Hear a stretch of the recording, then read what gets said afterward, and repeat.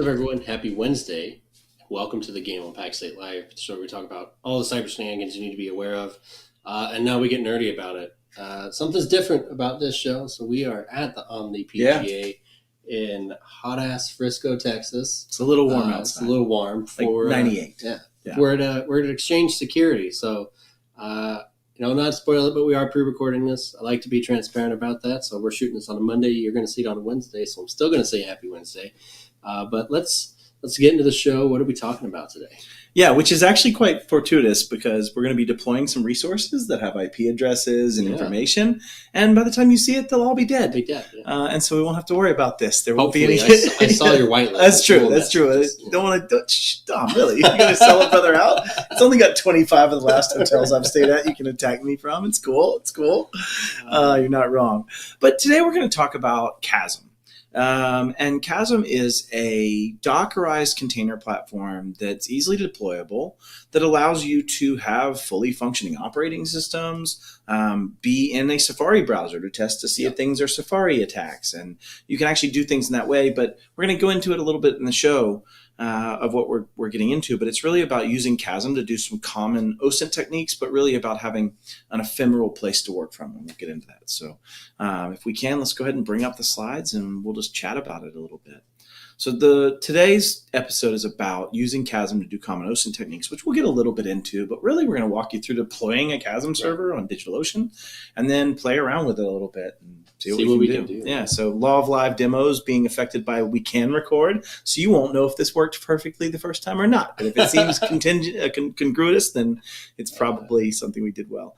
Okay, so the first thing is the play of the week that we're going to cover, right? And I think the point of this, Dom, is to use ephemeral resources with no value, that don't matter, that don't care if they get compromised for that moment that they're there, to research things. You want to elaborate? What are we talking about here? I think especially if you're doing some more spooky research, you're going to come onto some spooky assets to find that research. Data breaches TLD comes to mind, and I frequent it, and I always hit it in a sandbox just in case. Like Joe Sandbox or something of that nature. I actually use Windows Sandbox. It's pretty good. But, you want to use something like that because you're on the spooky website. You never know. If it's a sandbox, you can just murder it.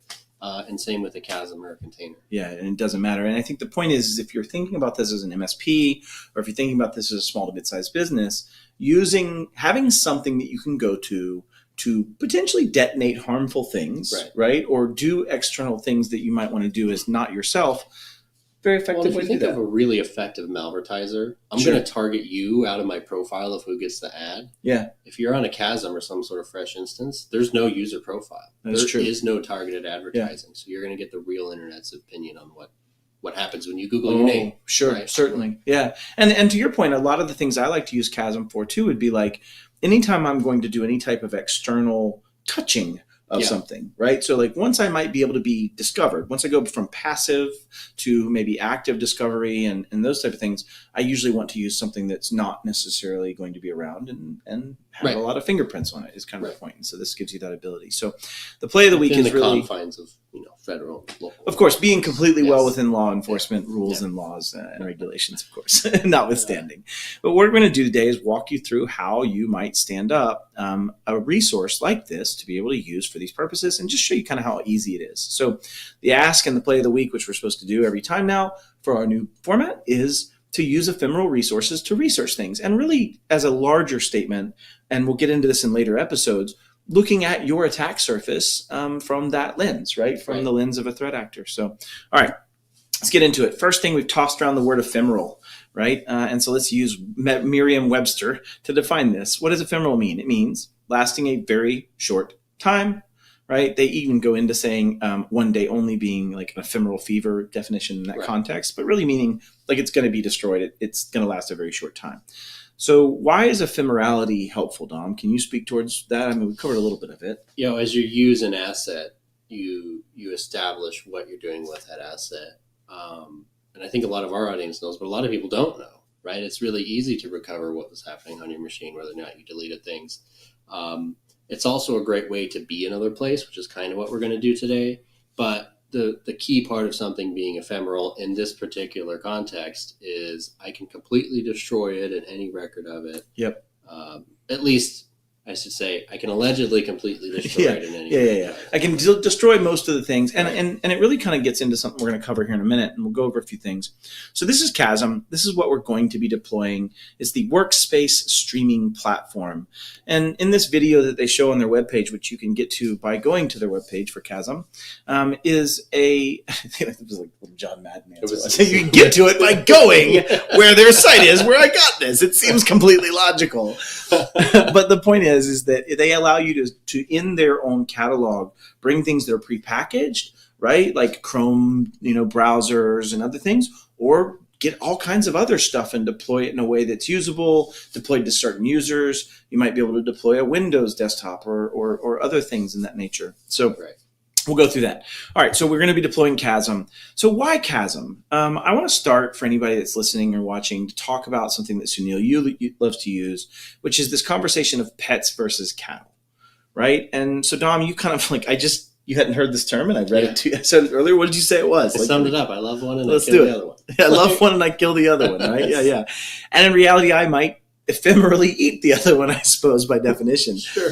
But the point is, the reason he uses this comparison is saying that when we're dealing with cybersecurity resources and assets, we should start treating some things like pets and some things like cattle. Like, for example, a desktop should be cattle. I should be able to take this laptop, chuck it out the Frisco window, and have it land in the pool and not care. It's a pretty tough glass. It would be, and the angle to bounce off that glass and hit the pool would have to be an immense amount of force to get through that window and still stay undeflected. I almost feel like I might have to take it at an angle and have it kind of arc based on that force, but I don't know. But the point being is that, cattle should be things that are ephemeral, that you don't care about, that are used for a specific purpose. And this could also be something like when you're dealing with code, a microarchitecture or a microservice architecture that spins up a service, does its thing, spins it down, it's not there. And the other benefit of that is if it's not around a long time, or if it's meant to be brought back to the initial state, then anything that happens to it doesn't matter in some ways too, right? As long as there's not sensitive data, we get into that as a separate conversation. But that would probably be a pet, right? If it was the sensitive data, it might be the pet that you're taking care of and keeping up to date versus that more ephemeral endpoint service. So, so we're talking about now cattle, if we're talking about KASM, right, Dom? So I think that's fair. So what KASM allows us to do is spin up a Chrome browser, right, in a Dockerized container to spin up various resources. Chrome browser, a Safari browser. Why might you want to change your browser user agent string really versus trying to fake it, Dom? Well, the biggest thing is the way, and this is common in commercial and totally legitimate resources. Sure. I want my website or my application to interact with you differently depending on what. So if I am a software provider and I provide some sort of desktop app, it's really cool that I can be like, oh, Matt's on a Mac, let me take him to the DMG, and Dom's on a Windows, let me take him to the XE. Correct, right. So you would apply the same thing as a threat actor if you were trying to get a payload. I would send one person to the Mac payload and one person maybe to a Chrome 0-day, and there's different options. And also the whole concept of packaging a request and faking your user agent doesn't often work. That's There's exactly usually right. other telltale signs that that's Correct. not the browser. And what Dom's talking about is UA, or user agent string, the ability to say, tell them I'm a Safari browser. They'll believe me. And there are certain payloads. Like one of the things that we might demonstrate later on another show is link shorteners. Yeah. My link shorteners that I use can say, oh, Safari, send them to this link. Oh, Right. Chrome, send them to this link, to your point. Right. And that might be a specifically targeted payload for that particular browser. So when you're trying to detonate something, it might be handy to spin it up in Chrome and then maybe spin it up in Safari and see if it's doing that. And a great example is, remember when Apple had the vulnerability where you could dump passwords right through that. Yeah. I found so many of those links that were sent to me that if I did them in my Joe Sandbox in a Windows environment or in a Chrome or Edge browser, they didn't do anything. But in a Safari browser, they were definitely targeting other things that didn't happen. You can even use the version. Like if I'm targeting a Chrome 0-day, and I know it was patched, and I forgot the version numbers, whatever, 101, I'm going to see 101 and just not do anything to you to keep that link quiet. But as soon as I see that 99, you're like, done, sending you the payload. Yeah. So it might be helpful to be able to emulate those browsers. Well, now that means I have to have a Mac laying around. I have to have a Windows device laying around. I have to have Chrome available, all those things. And I have to keep them healthy. I have to protect them as if they're pets. Right. But they're cattle, Or cattle, which means out back, right? And so the point is that what I'm seeing is that we can start spinning up cattle to be those particular victims or things we might be trying to explore. And there's a lot of things we might use this for, but just in this specific case, each session is destroyed, which means like if I do catch a bad virus in that thing, bye-bye. Yeah. Right? We just don't care. But if we had that on an actual Mac OS, we would have to deal with whatever the ramifications are of bringing that back to function. Well, that's the beauty in KASM and a lot of tools like it. Sure. It's really, it just runs on Docker. So almost any machine can run Docker. Pretty you much. can throw Docker on your laptop and spin up KASM if you want. It's just using the Docker functionality in a new way, which is really neat. Yeah.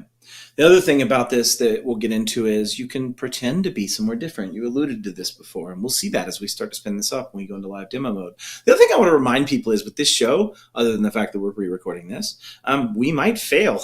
And so we're okay with that. We're going to work through it live together, and hopefully you get to see what this actually takes in time to get this done. So you can shift where you're coming from, where you host them. Right? You could maybe spin these up at DigitalOcean this week, some other Bastion hosting provider somewhere else when you want to do something bad, Amazon next week. Or if you compromise an endpoint, Docker's a real light footprint. Throw KASM on there and start pulling out of your own network. If you compromise an endpoint you own and are legally allowed to do so. If a threat actor were to do it. Let's say, if a threat actor. No, but reality, Dom's not joking, is that if I was going to do something like this as malicious purposes, I would just use Granny's machine. Right? And I'd love to spin me up a KASM, get some access. There's some challenges maybe getting access there. You might have to SSH your way into it or something. But we're going to see what it takes to set this up, and we'll talk about some alternate ways we might deploy it. Some other things that are nice is using KASM and spinning up. You can spin up a Tor browser, an Onion browser, and just literally browse Tor in a way that's separated from your machine. And maybe that's a key point to go over. How do you use KASM? How do you see KASM on your machine? So you have to stand it up in some form or fashion, which is literally what we're going to do. But once you've built it, the beauty of it is it's in the browser. Right. So if you could build a whole Windows machine and then access it from a browser and then immediately kill it. Which we're going to try to do. Right. We'll see what happens. We'll see what kind of performance we can get on that. I remember Windows doing this. never has problems. So this will be simple. I will say they do a great job, and as long as you have good bandwidth, it's pretty good to pull down those images. We'll start with a browser, and then we'll see what we have time for, and we'll go up from there. And then the last piece would be you can also modify your exit proxy. Now, Dom, what I mean by that is I can take my KASM server, tell the whole server to, even though you're running in DigitalOcean, point your internet out somewhere else, right? With something. So and what's that benefit? You could sort of Tor it yourself, where you stand up a proxy container here, and then you start kicking it around. It's very possible. It's very possible. A proxy is like the OG tunnel of the internet. Yeah. Right? So I tell my browser to proxy this connection through whatever has a proxy service. Before like NordVPN and stuff were popular, you buy a subscription to somebody's weird proxy. 8080, connect in, you're good, right? And you could even spin that up yourself potentially if you wanted to, right? And so one of the ways that you might use KASM, and I do as well, is that in my lab, I might want to obfuscate where it's coming from. I might use something like an outbound proxy that allows me to kind of hide that. So at least that's the basics of why KASM and what KASM, right? It's a streaming service that uses Docker to allow you to use a web browser to see that end container and have that end container have internet and be able to do things that it needs to do. So while we're getting transitioned to demonstrate this for you, I want to leave you with some brilliant words from Robin Harris, and then we'll come back after your AI deep dive with Robin. Are you ready?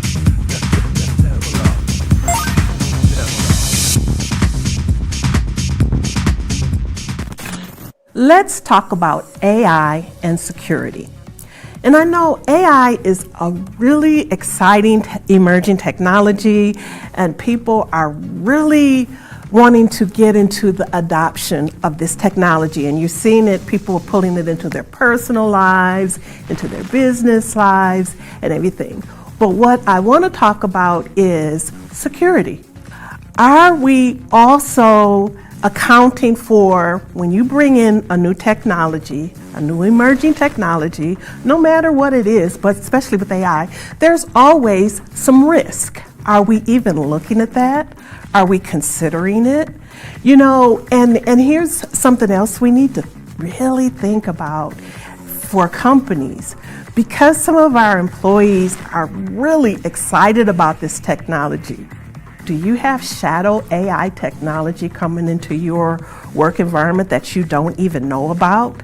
That your data might be introduced into this technology and stored someplace or used for some purpose that you did not intend?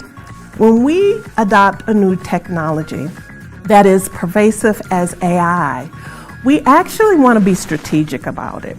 We don't want to just willy-nilly go and, let's pull it here, let's pull it here, let's pull it there.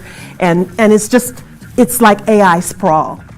And if there came a time when some regulation says, do you know where your AI is? Do you know what data is going in it? Do you have an inventory? Well, if you've just adopted it in a very non-strategic way, the answer to that is probably going to be no. And if some risk should emerge and you don't even know where you're using the tools, you don't know where you're exposed. So I'm not saying don't use it. Matter of fact, it's risky if you don't. It needs to be done with wisdom and with strategy and with security in mind. And companies need to think about having an AI policy and training their employees about when it's okay to use AI, what it's okay to use it for, and when it is simply off the table.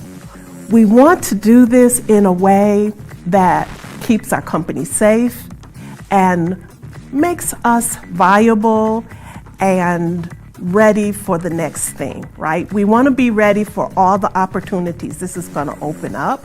We want to be more productive, but we want to do it in a way that keeps us safe. So my takeaway for this, for you, is strategy. Strategy. Be strategic about how you introduce any emerging technology into your workplace. Level up. I don't know that I've heard anybody else use shadow AI yet. I was thinking she needs to call the PTO right now and just get it. Make Be sure like, she gets her done. money. This is like, mine. Yeah, Robin Harris's shadow AI. TM. You heard it here first. TM. Yeah, 100%. All right, fair. So we're now back, and we have gone into DigitalOcean. Don, what is DigitalOcean? Just for others' edification. It's like IaaS, but it's cheap. Yeah, but there's not much to it, right? It's also it's meant to host application workloads, right? You're not going to get desktops aside from KASM and DigitalOcean, but yeah, it's fantastic. It's inexpensive. You can build up infrastructure, shred it down. You don't need all the networking expertise of like an Azure. Right. This is absolutely the place to go play if you just want to build infrastructure and try it out. It's also a good example of an actual legitimate hosting provider that's doing IaaS. Yeah, I will say, because they're really quick to deliver me a cease and desist notice from Microsoft. But there are out there companies that are significantly more shadowy that literally are just taking advantage of server space and compute resources and spinning up IaaS. You can pay us in Bitcoin. Yeah, we don't even need to know who you are or where you are. But for this case, we're using a more legitimate hosting provider, not really a hardened or a bastion hosting provider. So we're here in DigitalOcean, you start with projects. Now, I should say, we could deploy things with Terraform. Yeah. Right. So what's Terraform, Dom? What does it do? It's, if you've heard the term infrastructure as code, they're usually talking about Terraform. So you predefine your infrastructure. You say, hey, go build this. And, I'm simplifying it. It's a little complicated, but then poof, you have your infrastructure. Yeah. And it's built up. It's also spin up, spin down, which means right. You could say, do this one in DigitalOcean. Next time, do this one. And the beginner's Azure. version of Terraform would be a Docker Compose. If you're just playing around on your workstation, sure. You use Docker Compose. Yeah, that's fair. That's a good way to point it. So we started a new project, and the only reason I'm using projects is in DigitalOcean, they organize it. We're not going to use Terraform. We're actually going to manually deploy this thing, and I'll show you how simple it is with this. But you can use DigitalOcean by using the Terraform builds directly from KASM Tech. In GitHub, and that if you want to go that route, you can. But we're just going to build it manually. So we started our project. I should also note that I've taken some time to go into the settings side and go ahead and pre-build a firewall. So if we go to settings, network, I just gave away a little bit of information. It's cool. I still love me. Pre-recorded, we can blur it. Settings, network, and then firewalls. I did make a firewall called The Game. And in this firewall, I allowed SSH, which you will need to get to the KASM server as root to be able to get the passwords that you'll use once this spins up. And I also have an HTTP and HTTPS open just as initial ports for that. I've limited that down to my IP address. Now, if I was building this for real, I actually wouldn't do it over IP, Dom. I would build it over a Cloudflare tunnel. Yeah. Right. And that's what I've done in the past is it's a Cloudflare tunnel with an actual endpoint inside that network that allows me to then go there, never exposing anything from the outside internet for you to be able to scan. Right. And so for now, just for that purpose and discussion, we're going to do just a straight up NAT. Yeah. In which case, we're just going to open up these ports, which will allow it straight in based on that IP address. It's a very simple setup. Outbound rules are already default for you, so that part's already good. So we're going to go back to the KASM, the game KASM, and we're going to say create resource. What's really neat about this is you could spin up a droplet, right, Dom? Put on Ubuntu, Right. get Docker installed, get KASM installed. That would take longer, right? We would not have time. Do more work. Yeah. What's great about this is they've made it really simple here. So I'm going to say create a droplet. Droplets in DigitalOcean is their version of a small virtual machine, right? And we get to choose what region. We can say New York, San Francisco, Singapore. Oh, wait, if I went to Singapore, that means my IP address would be Singaporean. It'd be Singaporean. I think that's the appropriate methodology. Is there a Torontonian? But we'd also be Toronto if we wanted to be Toronto. That's Rob when he gets here. yeah, we'll ask Rob about Torontonians when he gets here. I know Sydneyans is not going to land. Sydneyans. Yeah. So we're going to use New York for now, and we're going to use Data Center 1. And what we're going to do is we're going to, instead of choosing an image, we're going to go down to a marketplace. And we're going to say, you know what, let's search marketplace. Now, as you notice in DigitalOcean, they have all these different marketplace items, WordPress, LIMP, all these different things, Node.js, whatever you might need. But in our case, we're going to type in KASM. If you want to tinker with code, like this is fantastic. Like you can spin up a Node environment, try out some Node stuff, and then burn it. You're paying by the minute. It's nothing. And absolutely, that's a great call out. They are charging you as you have it deployed, whether it's running or not. Right. Unlike a lot of the other IaaS providers, if it's running or not, it doesn't matter. They're charging you for it. So just know that Mattlee did say this. You can cost yourself some money. Ask me how I know. Okay, so we're going to go ahead and say KASM. And we're going to say on this, we want a basic just because we don't need anything super fancy. $28 a month is what it would cost you. I'm not going to add any extra stuff. I'm not going to back it up. I am going to go ahead and pop in my DigitalOcean key. And this is actually important too, Dom. Why would you rather use an SSH key than a password? An SSH key is a private and public key pair, right? There is not enough compute power in the world, at least today and probably in the next couple decades, to reverse that math. So you're just not going. So we'll rely on. Now there was recently an OpenSSH 9.8. So like regression, assuming you patch and those kind of things. Yeah, very good. Always use keys. It's never a key. use passwords for SSH ever. Proves I have access, then I'm me.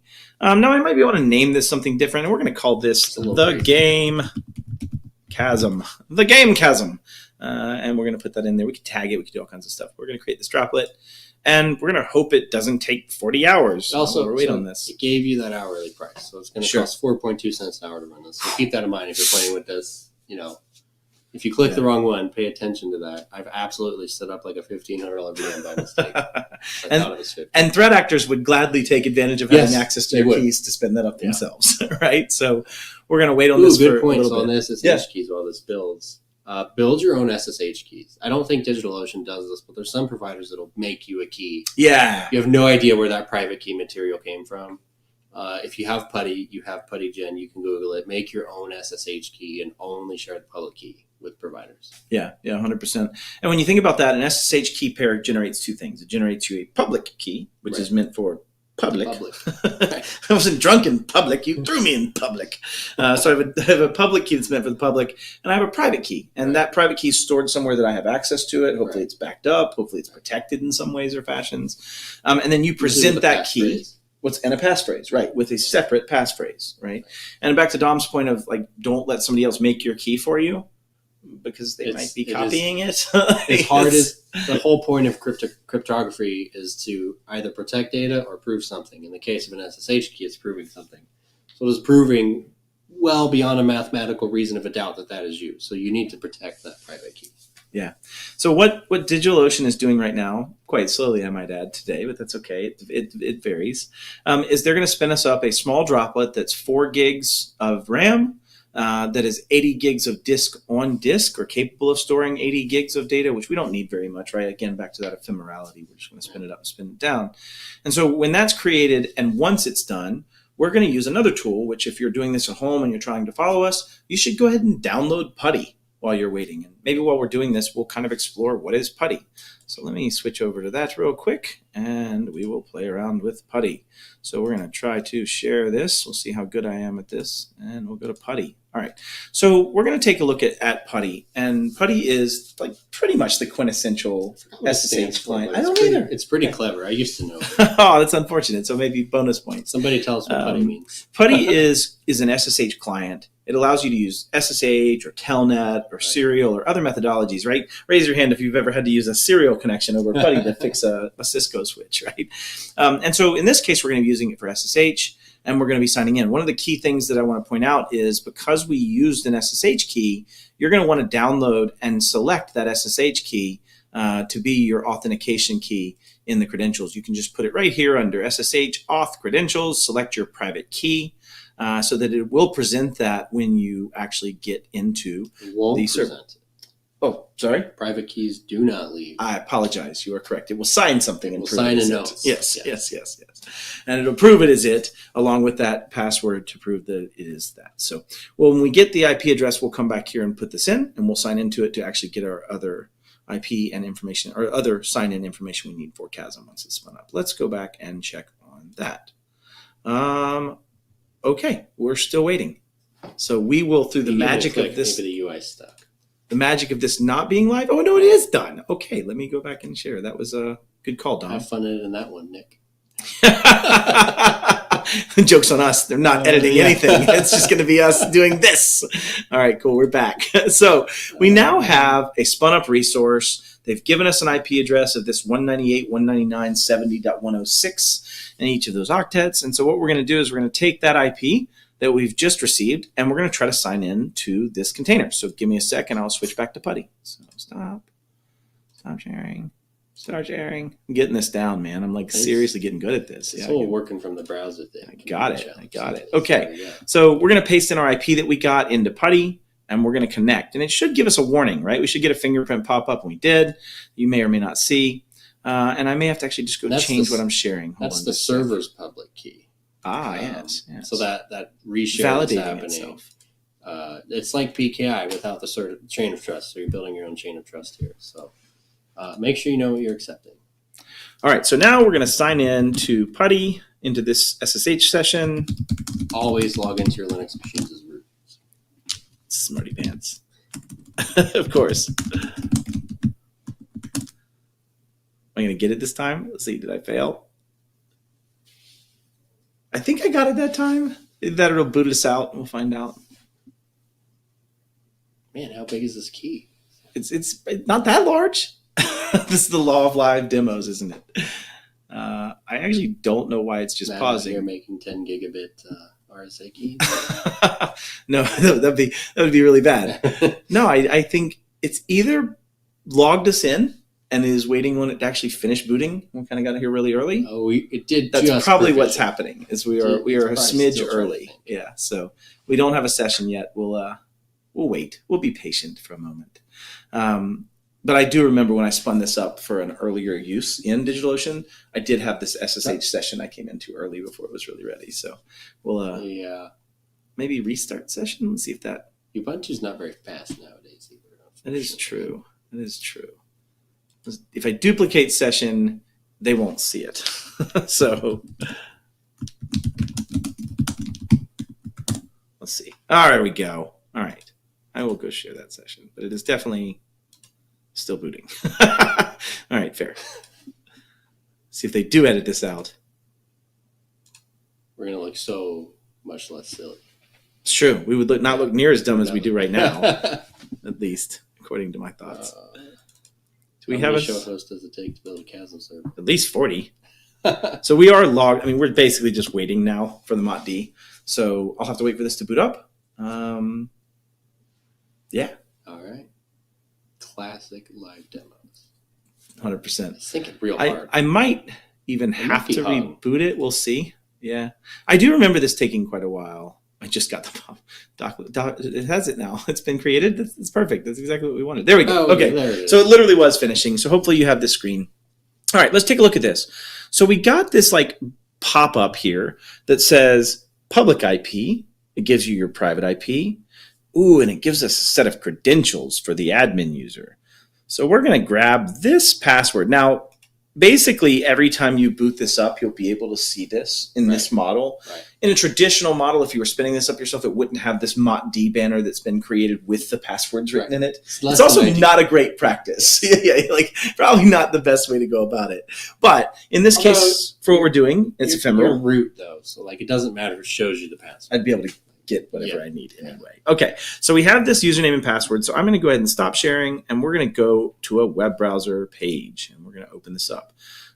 So what we'll do is I will stop. Let me get this going real quick. HTTPS, free sound effects. Okay, should be able to just go to that page. Yes, I think so. Let's go back here, and we're going to stop sharing. We're going to start sharing. And then we're going to go. It's your privacy error. That's the one. Okay. Super secure. So hopefully y'all should see my super secure certificate that doesn't exist. And we're going to connect to this KASM server anyway.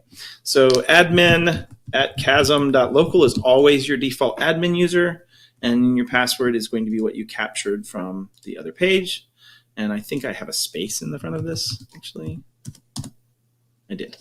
Okay, so we're presented with the admin page. So I don't know if y'all are following along, but we're like 30 minutes in right now. I mean, real time, maybe 15 doing this, building it out. Yeah. And so we have this built out, and it comes with a default set of like tons of stuff you can load, right? They have all these things. Anything grayed out is disabled right now. Everything else is actually already here. So you have Brave, you have CentOS, you have Chrome, you have Chromium, right? You have Firefox, Edge, FileZilla, Discord, GIMP. And I should also note that once you launch a session with the other words in real tongue, you actually can then download files back and forth between your machines should you choose to. If you needed to upload something or upload a copy paste for the actual browser you're going to go to. So we're going to start by just launching Chrome.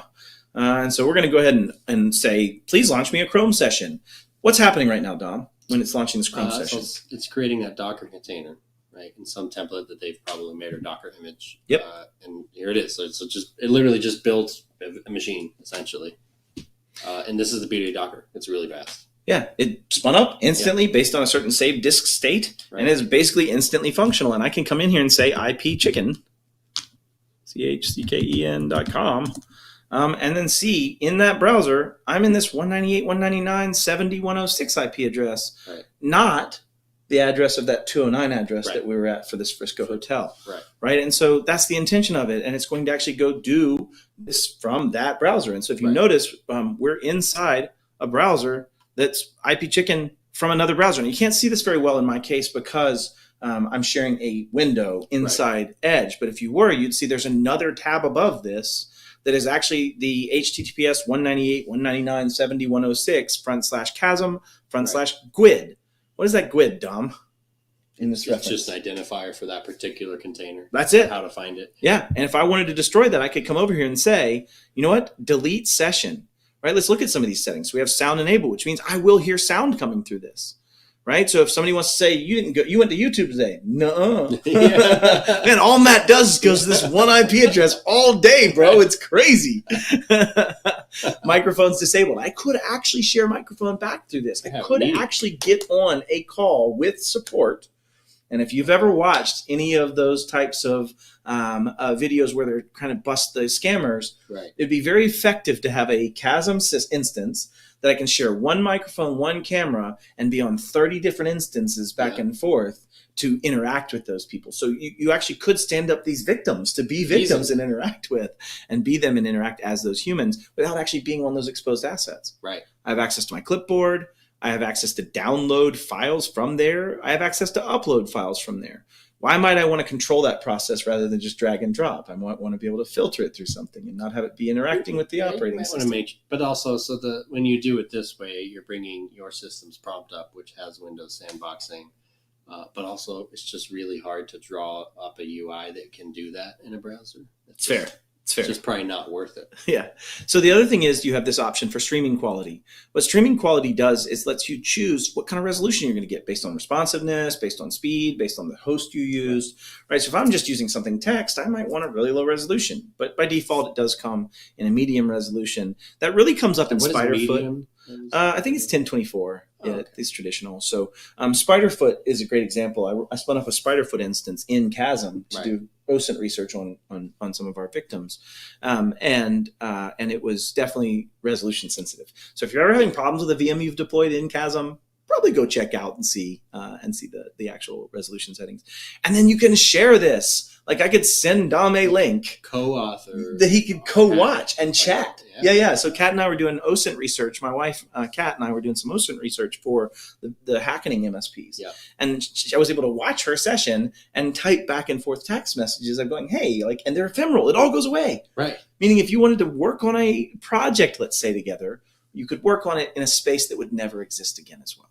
Right. And so it's all part of that ephemerality of that. Now, there's more statements to be made there because you can set settings to record those things in that nature. Then you get into your advanced settings, and then you get into your workspaces, which would allow you to go back and see all the workspaces. What's neat is in KASM, you have the ability to resume and pause existing workloads. So I can set as an administrator that this is going to last for 56 more minutes, and then it will destroy itself. Right. That can be very valuable if maybe, let's say, you lose control of it or something of that nature. It's still going to auto-kill. You forget to delete it. Yeah. And so I can just delete this session and I can come back with a fresh set of cookies, not just cookies, but the whole browser, the whole experience, everything about it comes back with nothing else. I can spin up Signal, Sublime, Thunderbird. I can actually just have a terminal session that allows me to use a Linux backend to do something simple like an nmap. Right. Right. If I wanted, in fact, maybe we'll nmap this IP address and see what it does, just for the hell out of it. So do they have nmap? I think so on this session. No, apt sudo apt install nmap. Can I do that? Okay, no. This is a very basic. It's a very basic shell, but I can do a certain number of things. But my point is that you can do. I guess you could use anything in Linux that you might want to use in Linux that doesn't need to have certain third-party tools too. Right. But I can delete that session. And so what's great about this is that's all gone. Everything I would have done in that browser is literally gone. I can spin up a CentOS desktop, Tor browser if we want to. We can go into a Tor browser and see an Onion browser without having to do any of the complexities of finding it, hoping it's not full of viruses, downloading it, setting it up, functioning in it. Having it exist on your machine. Yes, all of those things, right? Yeah. And maybe that's something else to bring up. This is the nature of SaaS and extensibility that we do have of in PAX 8's eyes on my laptop. I'm just at a web session to 198, 199, 106. That's it. Just HTTPS traffic. They are not seeing that from that point I'm exiting to Tor. Right. That I have connectivity to go to Tor. Imagine if I was a threat actor that wanted to use KASM as a methodology to, from access of this place, access something else and download a file, and it means that it's only through that browser. It's a very interesting place. So it does allow me to spin up this Tor browser. I can actually see all of the things here that I would be able to see in traditional dark web, right? For those that don't know, Tor is obviously the access point to the Onion network, Onion routing. Onion routing is that which compromises the dark web. So I think, Dom, we've kind of at least beat it to death on showing what it takes to spin one of these up. What do we want to do next, man? We got a few minutes. What do you want to play with? Oh, let's see. You want to try to get a Kali shell? That might be more valuable. Yeah, see if we can built in. Yeah, I think it might be tough given the time we have. Do we have Kali? I know I could go enable it. Turn it on. Yeah, I think it's disabled by administrator. We have Audacity, Inkscape, I don't see Kali actually. Yeah, I did have to go get my own Kali instance, but we can at least go into maybe just a full CentOS browser and then start looking at that. Because I would wager in this CentOS I should have admin rights to be able to install some tools I might need. Well, it should have sudo. Yeah. That should be a thing that exists. So. What's that? Well, the other one didn't have sudo. Yeah. This is a full OS, right? So now we do have an actual terminal emulator inside this OS. And what that means is I could spin up this box, make configuration changes, set things up, potentially NAT to it through KASM and do things in that nature that allow me to do bad things in that regard. But nmap, do I have nmap already in here? Apt install nmap. Should give me some rights. This is going to be Yum because it's CentOS. This is Yum, right? Yeah, Yum. Yum install nmap. Is that right? Sudo. Oh gosh. Yum. Do run into challenges streaming keystrokes through the browser. Oh goodness. It's definitely sudo. That's the. Why are we? Just. Sudo's not allowed. Okay, fine. In this particular version, but you could make your own containers and set them up. I know they also have others. Ephemeral attack boxes. right? So you could have shells that have nmap. That's and other correct. tools that Yeah. you would use. Yeah, and that's done on this side, right? And so on this side of it, you can play around with what users have access to, like all users. You can set up, to your point, these different workspace types, and you can add in anything. The challenge is you have to have an actual container image Docker already container, there. right. And so usually what you've done is you've gone into the Linux OS and seeded that. In fact, that's what I did do last time. Right. And then you can, because this is what it But references. even There's your that's Docker not image. hard. This is very Googleable. So Yes, it would be a very Docker simple. poll, Yeah. et cetera, et cetera. So it's not hard. Any Docker container can run in KASM. So you could even use KASM for development. You could spin up a fresh image of your Docker image and just see how it runs. Yeah. Right. And you could write the code. And although that's an interesting in an ephemeral Visual Studio Code, right? Curious how we open our repo. That one's weird. I think it would actually be stored in the more OS that's running this, and you would have ephemeral keys of connection, right? Like, so I'd be able to Yeah. go into GitHub and do Fair. those things. So we'll mark done and just say I'm done here. But I could actually go in and Great for sign them writing to Git. ransomware. VS Code is really great at error correcting. So It's very nice for that, right? if you need to do a cryptographic load, this is a great IDE for it. Yeah, but you could definitely use this IDE in that way. I guess my point was, we won't beleaguer the point and probably wrap this up, Dom, but anything you might want to do in an ephemeral way can be done not just ephemerally at, I'll spin it up in DigitalOcean, I have this IP address, I have this host, but then ephemeral inside of that, right? Right. And so if I destroy this inside container, it destroys what I was doing right then. I destroy the actual host, and now it's just another IP address floating that's not assigned to anybody. Well, you could use this for super legit work. Like you could, to your point of using Cloudflare tunnels, so without exposing one to the internet per se, or at all really, it's through a tunnel. You could throw this in your office. So if you need to get a connection out from a particular IP at your office for a particular, you can do that and just run through KASM to get that done without having to stand up any complicated infrastructure. So there's a lot of different ways to go about it. This even has an open source RDP client, which is great. Yeah. Yeah, and so if you wanted to use ransomware deployment protocol, you could definitely use Remina to. That's not what that means. No, That we're doing stands this for in a tunnel, so desktop it's super protocol. safe. Yeah, It's we're not good. even- no 3389 open, so we're fine. But one of the things that you could do, and this is the point I did want to illustrate, is let's say you do have a sketchy link that came in on your phone or something, and you want to go check it out. I only get 100 a day. I Sorry. do, a large number Easily. of them. Yeah. We could choose to go do that in Joe Sandbox, spin it up in Joe Sandbox, See if we wait have a for it new to come one. back. Let's see. What's that? Let's see if we got. Oh, do you have any new ones we Let me could see look if we got into? a spooky link we Yeah, can I just haven't pull gotten up. one in a minute, but I got one a couple of days ago. I can't see the production team. They might be freaking out. But Yeah, it's okay. We'll do this. We got the ability. We're good. We can do this. We're protected. Oh, what was the last text-based one I got? Hollis, packing one line. Got it. Let's go look at it. Okay, so what we're going to do is we're just going to go to this site. So https:// because that's totally legit, xf.xyz/i/. Because that's got to be U.S. Postal Service. And it says, Dom says, I quote, "The USPS package has arrived at the warehouse and cannot be delivered due to incomplete address information." I had your cell phone number. It's amazing. Thank how God. that works. But we didn't have the address. We knew you, not the address. Please confirm your address in the link within 12 hours. Also, please reply "why" and then exit the text message, reopen the activation link, or copy the link in a Safari. You know what? They want us to use Safari. We better use Safari. We should probably use Safari. Do we have Safari? I don't know if I saw that. Let's just do this. We're going to delete this one.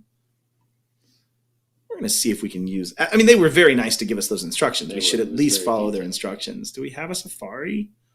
I'm not seeing that they've enabled Safari browser. Let me catch a Chrome one. I got that fancy. Yeah, see if you got a Chrome one. Somebody attacked you one. All right, here we go. Okay, let's go to Chrome here. Sorry. New tab for Dom. Dom's driving now. Matt's drunk, apparently. Dropped his phone. It's All okay. right. I still like him.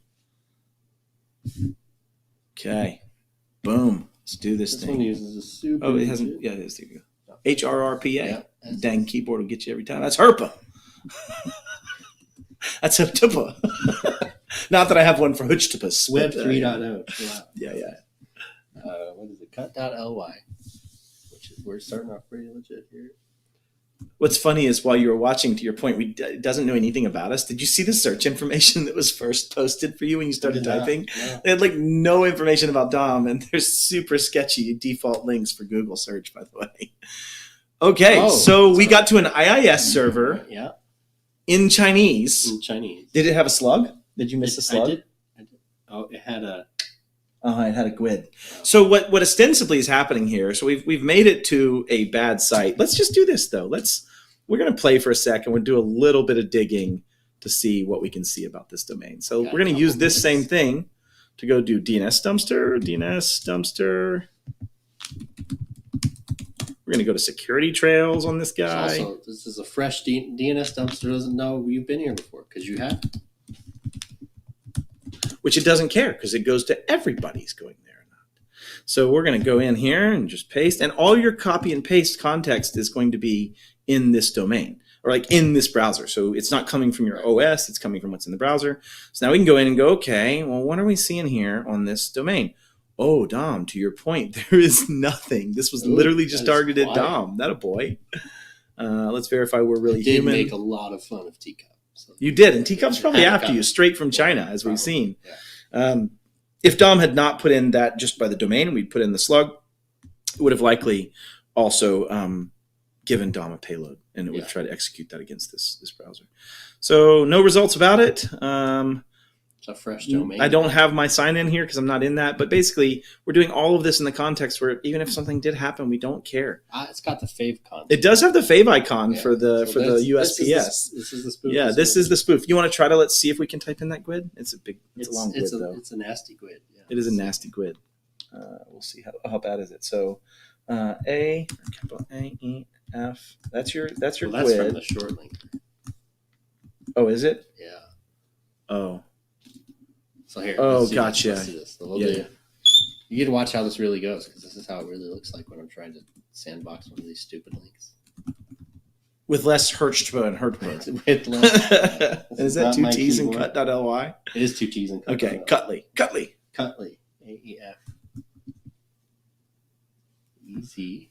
Theoretically, in this short bit link, we're trying to send LPH. All the data we want for the payload to it. Yeah. Is that an L or an L? It's probably an L. It's an L. Yeah. We'll see. All right, and then we got to send some get variables. So this is the fun part about it. Well, maybe not fun, but this is kind of part of it, right? Oh, that's not the right. Let me read them to you. I think I got it. XMX. This is definitely obfuscated because now it's hard to type.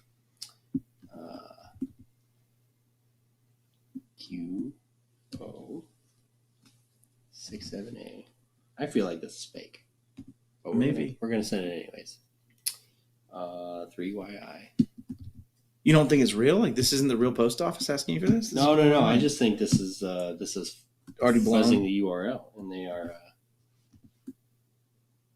Oh, this one is a word kind of home.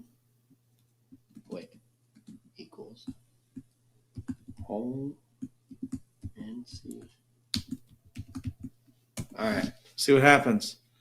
Well, that one it didn't go. Okay, fine. So what? But the point is, and I suppose we actually could try out the simple one of mine, even though it's not Safari. They've asked us to be nice and use Safari, but we'll go to this one. So https://us-USPS-xf.xyz/I. I do enjoy that domain. Yeah, we're good.